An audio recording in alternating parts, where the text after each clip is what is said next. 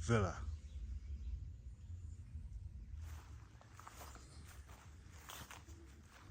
A man who willingly sits in silence, who walks his path alone, not because he must, but because he chooses to. Society tells you that to be alone is to be incomplete, to be lacking, to be broken. But they misunderstand. A man who spends time alone is dangerous because he has stepped outside the boundaries of collective thought. He is not swayed by trends, not bound by the expectations of others. He is a being unto himself.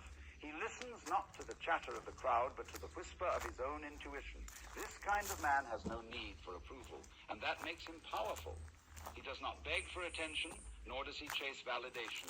He moves with certainty, with quiet confidence, because his strength does not come from others, it comes from within. Most people fill their lives with distractions, numbing themselves to the silence. They are afraid of being alone, because they might come face to face with who they truly are. But the man who embraces solitude, he is not afraid. He has wrestled with his own demons, looked deep into his own soul, and emerged unshaken. There is a fundamental misunderstanding about solitude. Most people see it as a kind of exile, a punishment, something to be feared and avoided at all costs. They believe that to be alone is to be lesser, to be without the warmth of companionship, to lack validation, to be left behind while the world moves on without them. But this is an illusion, a trick of the mind, a fear born from dependence. The truth is far more profound. Solitude is not exile, it is a crucible. It is a place where a man is stripped of all the noise, all the expectations, all the illusions that have been imposed upon him since birth. It is in solitude that a man learns the depths of his own mind, where he discovers what is truly his and what has simply been given to him. And this is where the transformation begins. Consider the nature of power itself. Real power is not found in noise, in constant movement, in desperate attempts to be seen and heard. It is found in stillness, in restraint, in the ability to hold one's ground without needing the reassurance of others. A man who cannot be alone is a man who is weak, for he is dependent. He depends on the presence of others to feel whole, to feel seen, to feel worthy. But a man who embraces solitude, he depends on no one, and that makes him formidable. To be alone is to step away from the collective dream of society, where everyone is constantly performing, constantly seeking approval, constantly trying to fit into a mold that was never of their own making. When a man isolates himself, even for a time, he begins to see how much of his life has been dictated by external forces, Yeah, we must already. by the expectations of parents, by the pressure of peers, Missed by him. the invisible rules that govern the way people speak, Aye. act, and think. Solitude shatters these illusions. It is a space where a man can no longer pretend, where he must face himself fully, without distraction, without excuse. And this is where the true alchemy happens. Because in solitude, a man either breaks or he transforms. Those who are not ready will flee from it, will fill the silence with distractions, with empty pleasures, with anything that keeps them from facing themselves. But those who endure, those who sit with the silence and listen, they emerge different, they emerge powerful. For in solitude, the mind sharpens. Without the constant input of others, without the ceaseless barrage of opinions and expectations, a man is forced to develop his own thoughts, his own philosophy, his own sense of direction. He is no longer a mere product of his environment, he becomes an entity unto himself. And this is dangerous, because the world does not know what to do with a man who is not easily swayed, who does not need validation, who does not seek permission to exist on his own terms. Throughout history, the most powerful individuals have understood this truth. Warriors, mystics, philosophers, they all sought solitude, not because they despised the world, but because they knew that true strength is forged in isolation. A man who spends time alone is forced to confront his weaknesses, to examine his fears, to understand his desires without interference. He learns discipline, patience, self-mastery. He no longer stands alone, and in doing so he commands respect, not because he demands it, but because it is a natural consequence of his presence. This is why a man who embraces solitude is dangerous. He is not easily influenced. He does not need to prove himself through empty displays of power. He is power. And when such a man decides to return to the world, he does so with a certainty that others cannot comprehend. He does not follow trends. He does not chase after meaningless goals. He does not waste his energy on trivial pursuits. His time in solitude has taught him what truly matters, and he moves with an intensity that shakes the very foundation of distractions in endless conversation, in desperate attempts to be noticed. But know this, true power is not found in the noise of the world. It is found in the silence, in the stillness, in the willingness to face oneself fully, without illusion, without escape. And the man who does this, the man who stands alone by choice, he is the one who shapes reality itself. From the moment we enter this world, we are given a script, a set of instructions, rules, expectations. We are told what to believe, how to behave, what is acceptable and what is not. We are conditioned slowly, subtly, methodically, to fit into a mold that was designed long before we were even born. And most people never question it. They live their entire lives playing a role that was assigned to them, never realizing that they are trapped within an illusion. Them chasing goals that were never truly their own, working jobs they hate, buying things they don't need, seeking approval from people they don't even respect.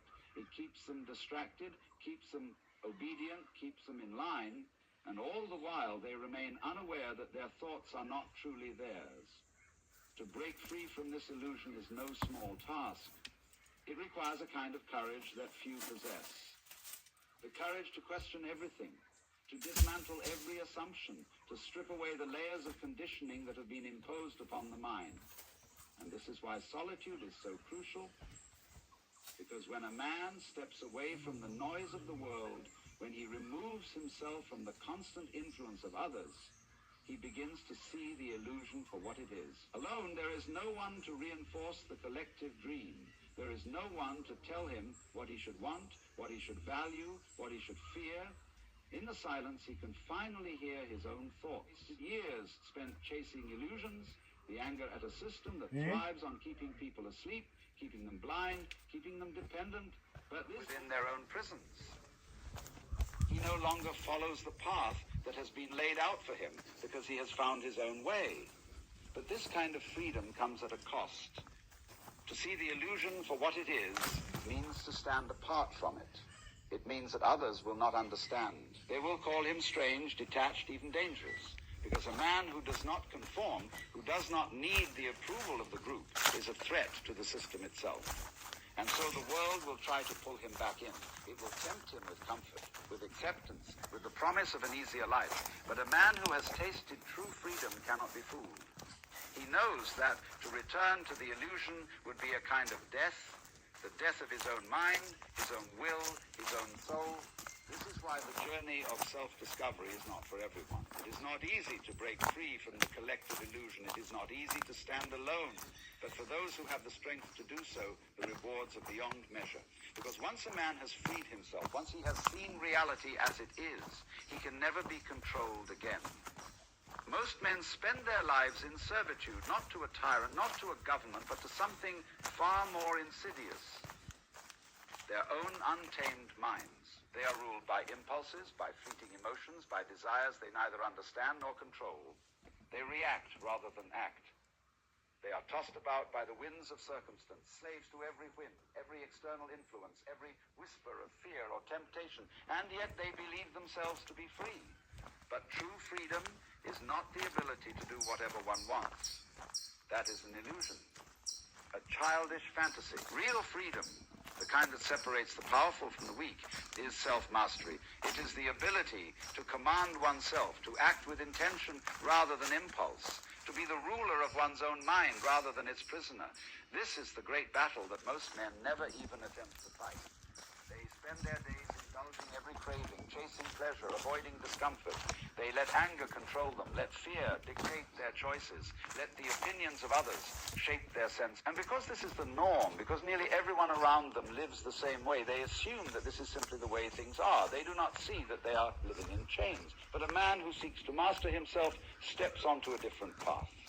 he begins to recognize that his emotions, his thoughts, his habits are not random.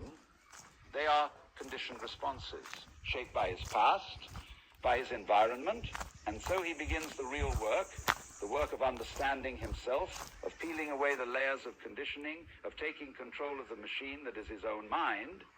Self-mastery begins with awareness. A man cannot change what he does not see. He must become an observer of himself, watching his reactions, his patterns, his weaknesses. When does he become angry? When does he feel fear? What habits does he fall into without thinking? What desires pull at him, and where do they come from? The man who seeks mastery studies himself as a scientist studies a subject, not with judgment, but with curiosity, with precision, with relentless honesty. And then comes discipline. Because awareness alone is not enough, one must act upon it. A man who understands his weaknesses but does nothing to strengthen them remains a slave to them. Discipline is the forge in which self-mastery is built. It is the ability to say no to the lower self, to resist the easy path, to choose what is right over what is comfortable. And this is where most men fail. They crave ease, they seek pleasure, they avoid hardship. They do not realize that every indulgence, every moment of weakness strengthens the chains that bind them. To master oneself is to become indifferent to these temptations. It is to develop an iron will, a mind that does not falter in the face of difficulty, a spirit that does not break under pressure. It is to become the kind of man who can sit in silence without needing distraction, who can face his fears without retreating, who can walk his path without seeking approval. The world fears such men. Society is built on the assumption that most people are weak, that they can be controlled through pleasure, through fear, through the need for validation. But the man who has mastered himself does not seek these things. He does not need them. He is independent, not just in body, but in mind. And that makes him dangerous. Because a man who is not ruled by his emotions cannot be manipulated. A man who is not controlled by his desires cannot be bought. A man who does not seek validation cannot be shamed into obedience. He is his own master, his own foundation, his own guiding force. He moves through the world with an unshakable presence, not because he dominates others, but because he has conquered himself. Silence is not merely the absence of sound. It is the presence of something far greater. It is a space, an opening, a doorway to a deeper understanding of life, of reality, of oneself. And yet, silence is feared. It is avoided, drowned out by distractions, buried beneath constant movement and noise. People fill every moment with chatter, with entertainment, with obligations, as if the very act of being alone with their thoughts is unbearable. And for most, it is. Because silence forces confrontation. It strips away the distractions, the illusions, the carefully constructed stories people tell themselves. In silence, a man must face what he truly is. He cannot hide behind roles, behind conversations, behind the comforting hum of the world. He must look inward, and what he finds there may not be pleasant. But this is precisely why silence is so powerful. It is a purifying force, a mirror that reveals the true state of the mind. It exposes anxieties, fears, unresolved emotions, the subtle ways in which a man has deceived himself. And this is where the real work begins. For the man who can sit in silence, who can endure it, who can learn to listen instead of constantly speaking, he will discover something that most never will. Because in silence, the mind becomes clear. Thoughts that were once tangled begin to unravel. Patterns that were once unseen begin to emerge. A deeper intelligence awakens, one that does not come from external knowledge, but from within. This is why throughout history the wisest men, mystics, philosophers, warriors, have all sought solitude, not because they despised the world, but because they knew that in the quiet the greatest truths would be revealed. But silence is not easy. It is not simply a matter of turning off the noise of the outside world. The greater challenge is silencing the internal noise, the restless mind, the endless chatter of thought, the compulsive need to fill the void.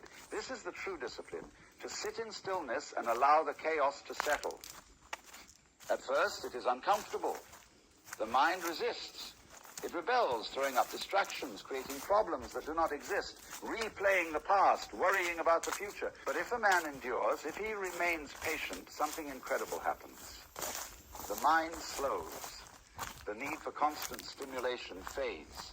A profound clarity emerges. And with that clarity comes power, because the man who has learned to be silent has learned to listen. No longer speaks merely to fill the air. His words, when he does choose to speak, carry weight, for they are not impulsive, but deliberate, measured, necessary. Silence also teaches restraint. In a world that demands constant expression, the ability to withhold one's words is an advantage. Most people speak to be heard, to be validated, to prove something. But a man who understands silence speaks only when there is something worth saying. He does not seek to be noticed, and because of that, when he does speak, people listen. Beyond this, silence brings a man into alignment with something greater than himself. Not through effort, not through struggle, but through simple presence, through listening, through being. Most will never experience this. They will avoid silence until the end of their days, filling their lives with noise, with empty distractions, with anything that prevents them from facing themselves.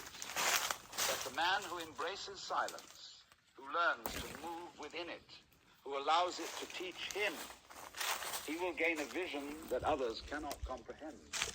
From birth, a man is taught to rely on something outside himself. He is raised to believe that his worth, his security, and even his sense of self must come from external sources, approval from others, validation from society, comfort from possessions, and even strength from those around him. And so he spends his life seeking, reaching dependence. He builds his world not upon himself, but upon the fragile and shifting foundations of things that can be taken away. The dependence is weakness. To rely too heavily on anything external, be it people, institutions, wealth, or status, is to place one's power in something that is not truly one's own. And what is not one's own can always be lost. When a man leans too much on the world, he is at its mercy. He must always fear change, because change threatens the very things he depends on. He must always seek approval, because without it he feels empty. He must always chase security, because without it he feels exposed. In this way he is not truly living, he is merely clinging. And yet, the world encourages dependence. It rewards it. It teaches men to seek comfort, not strength, to conform, not to carve their own path, to believe that they must always be surrounded, always be connected, always be reassured. But a man who builds himself around dependence is never truly free. He does not act with full authority over his own life. He reacts to the conditions around him. If the world favors him, he feels strong. If it withdraws, he feels weak. His sense of self is tied to forces beyond his control, and so he remains vulnerable. But there is another way. A harder way, yes, but a way that leads to something far greater than comfort. True strength. A man who seeks strength beyond dependence must first strip himself of illusion, must recognize where he has placed his power outside himself. He must ask himself, who am I when everything is taken away? If his answer is unclear, he has work to do. This is why solitude is so crucial. It forces a man to face himself without the buffers of society, without the crutches of distraction. In solitude, he learns what is truly his and what has simply been borrowed. He learns to stand on his own feet, not because he despises connection, but because he understands that no connection should ever replace his own foundation. When a man stops depending on external validation, he becomes dangerous. He no longer bends to the opinions of the crowd. He does not need approval, so he cannot be controlled by shame. He does not fear rejection, so he cannot be manipulated by acceptance. His worth is his own, unmoved by the shifting tides of social expectation. When a man stops depending on comfort, he becomes resilient. He does not fear hardship because he knows he can endure. He does not chase excess because he has trained himself to be content with clarity, with focus, with unwavering intent. He does not wait for permission. He does not ask whether his path is acceptable to others. He sees his mission and he pursues it, not because he needs recognition, but because it is simple. It does not produce him. It does not even encourage him. But he exists. He is the one who can walk through fire and not be consumed, the one who can face storms and not be broken, the one who, even when stripped of everything, still stands, because his strength has never come from outside himself. It has always been his own. There is a force in the world that is overlooked, underestimated, and often feared. It is not the frantic energy of movement, nor the explosive power of action. It is something far deeper, something quieter, something that most people never dare to explore. It is stillness. Most people live in a constant state of motion.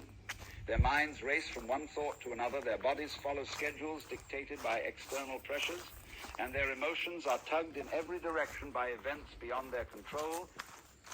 They mistake activity for progress, believing that to be still is to be idle, that to pause is to fall behind. And so they keep moving, filling every empty moment with noise, with distraction, with something to keep them from facing the silence that terrifies them. NPC? It is not emptiness. It is not stagnation. It is a power unlike any other, a power that few understand and even fewer master. To be still is to step outside the constant motion of the world and witness it from a place of clarity. It is to detach from the chaos, to observe without caught in the storm of his own thoughts. He watches, he listens, he understands. Most people never experience this. They react to life rather than respond to it. They are pulled by every impulse, every expectation, every fleeting emotion. They believe that if they are not constantly doing, they are failing. But the man who knows the power of stillness understands that it is often the lack of action that gives one the greatest control.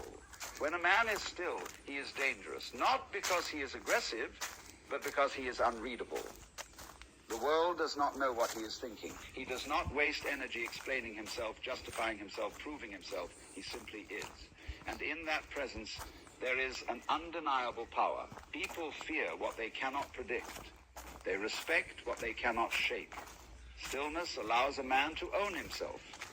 When he speaks, it is with intention. When he moves, it is with purpose. He is not swayed by passing emotions, nor does he waste effort on unnecessary action. He has learned to conserve his energy, to channel it only where it truly matters. But stillness is not just about power over others. It is, more importantly, about power over oneself. The ability to remain calm in the face of chaos. The ability to hold one's ground when the world demands reaction. The ability to resist the pull of impulse, of fear, of doubt. This is what separates the weak from the strong. The undisciplined mind panics, lashes out, flees. The still mind watches, assesses, and acts only when necessary. In stillness, a man meets himself. He cannot hide behind distractions. He cannot run from his own thoughts. He must face what is within him, the fears, the weaknesses, the truth he has long avoided. This is why most people fear being alone in silence. They do not want to confront what they truly are. But the man who embraces stillness does not fear himself. He has walked through his own darkness. He has seen himself stripped of pretense, and in doing so, he has gained something rare. Stillness is where wisdom is born. It is where a man learns to listen, not just to the world, but to something deeper, something beyond words. It is in the moments of silence that the greatest realizations come. Not forced, not demanded, but simply arrived at. A mind that is always moving, always noisy, cannot receive truth. It is too cluttered, too restless. But a mind that is still, this is a mind that is open. To cultivate stillness is to cultivate power. It is the ability to remain unshaken while others falter, to see clearly while others are blinded by haste, to move with precision while others waste their strength. It is not passivity, it is not weakness. It is control in its purest form. And the man who masters it, he is unstoppable. Not because he is the loudest, the strongest, or the most forceful, but because he moves only when it truly matters. And when he does, the world listens. For too long, the world has sought to tame men, to soften them, to strip them of their fire and replace it with obedience. It has taught them to be agreeable, to seek approval, to avoid conflict, to suppress the very instincts that made men what they once were, strong, independent, dangerous. But the dangerous man is returning. Not dangerous in the way the weak fear, the brute, the reckless destroyer, the tyrant. No, the truly dangerous man is something else entirely. He is a man who has mastered himself, who bows to no external force, who does not seek permission to exist as he is. He is dangerous because he is beyond control. The world does not know what to do with such men. It is built upon the assumption that people will conform, that they will fear rejection, that they will crave acceptance. But the dangerous man does not seek validation from the crowd. He does not require permission to live by his own code. He is not bound by the invisible chains that keep others in line. And this makes him unpredictable. It makes him powerful. It makes him free. This man has walked through the fire. He has faced solitude and emerged whole. He has seen his own weakness and refused to let it rule him. He has stripped away the falsehoods, the illusions, the comforting lies that keep most men asleep. And in doing so, he has reawakened something primal, something ancient, a force that does not bow, does not beg, does not yield.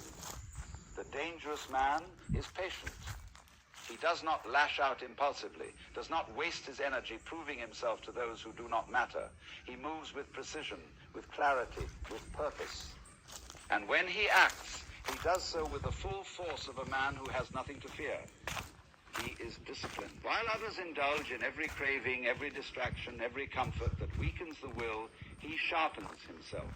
He understands that power comes not from what is easily given, but from what is earned, from what is forged. He is in control of his emotions, his body, his mind. He does not live as a slave to impulse, nor does he allow others to manipulate him through desire or fear. The dangerous man speaks little, but when he does, his words carry weight. He does not seek to be the loudest voice in the room, nor does he waste time arguing with those who do not listen. He understands that true power is not found in endless talk, but in quiet certainty, in the unwavering presence of a man who knows. And above all, the dangerous man is free. He does not rely on the approval of society, nor is he swayed by its shifting values. He does not beg for acceptance, nor does he fear rejection. He is complete within himself. He has stepped outside the game, and because of that, he cannot be controlled by it. The world is beginning to remember men like this. The return has begun, not as a movement, not as a rebellion, but as a quiet awakening. Men are realizing that the life they have been sold is not the life they were meant to live. They are stepping away from dependence, from weakness, from the need to be liked. They are reclaiming something lost. And the world will feel their presence. It always does. So let them call you distant. Let them say you are detached. They do not understand. A man who always spends time alone is dangerous, not because he seeks destruction, but because he has discovered something greater, himself.